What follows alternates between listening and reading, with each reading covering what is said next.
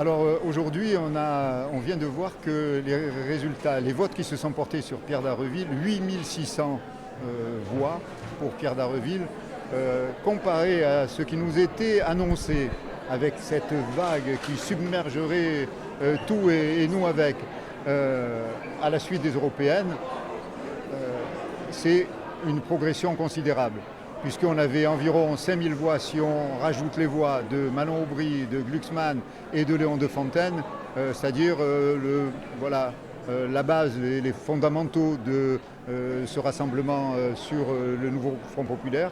Eh bien, aujourd'hui, il y a une progression considérable de 3600 voix.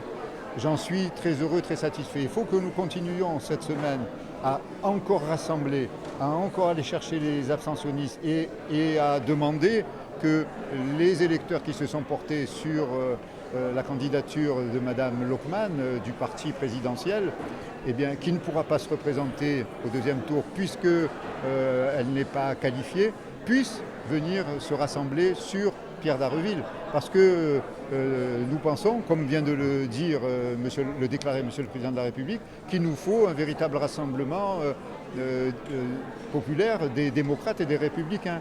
Lui, il a dit pour faire barrage. Moi, je ne dis pas ça. Je dis simplement que tous ceux qui, à Martigues, par exemple, veulent continuer à bénéficier des services publics de qualité, de l'accès à la culture exceptionnelle, de l'accès au sport exceptionnel, de l'accès à une école de qualité grâce aux installations municipales, ceux et celles qui bénéficient des foyers que nous mettons en place, il y en a 5 sur le territoire martégal, y compris à la Couronne, le phare que j'ai ouvert il y a 2 ans personnellement après m'y être engagé, que ceux-là comprennent et pensent quelle est la qualité de vie ici.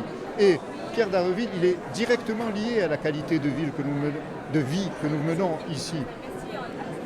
Oui, d'abord il est conseiller municipal de la majorité municipale à Martigues et il s'est investi à l'Assemblée nationale pour porter cette défense des services publics, de l'hôpital public, de l'école, des plus défavorisés, des personnes porteurs de handicap, des aidants pour celles-ci, etc., des anciens. Voilà, donc j'appelle tous ceux-là et toutes celles-là à réfléchir et à ouvrir les yeux. Il faut qu'ils comprennent que ce sont des projets de société différents qui s'expriment. Nous, le projet de société, ils le voient, il se déroule sous leurs yeux. Donc les autres, c'est l'aventure.